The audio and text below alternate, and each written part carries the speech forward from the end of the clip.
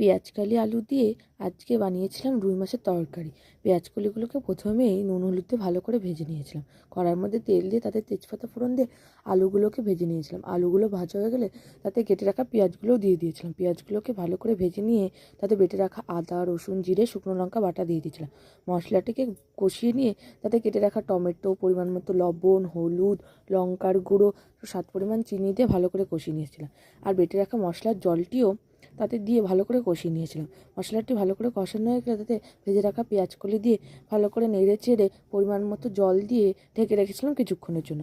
জলটি ফুটে আসলে তাতে ভেজে রাখা রুই মাছগুলো দিয়ে দিয়েছিলাম এবং কিছুক্ষণ ঝোলটা ফোটানোর পরে নামানোর আগে গোটা গরম মশলা ভেজে গুঁড়ো করে ছড়িয়ে দিয়েছিলাম। তো আজকে পেঁয়াজকালি আলু দিয়ে রুই মাছের তরকারি রেসিপিটি কেমন লাগলো অবশ্যই কমেন্টে জানিও। ভিডিওটি ভালো লেগে থাকলে একটি লাইক করে দিয়ে চ্যানেলটিকে সাবস্ক্রাইব করে পাশে থেকো।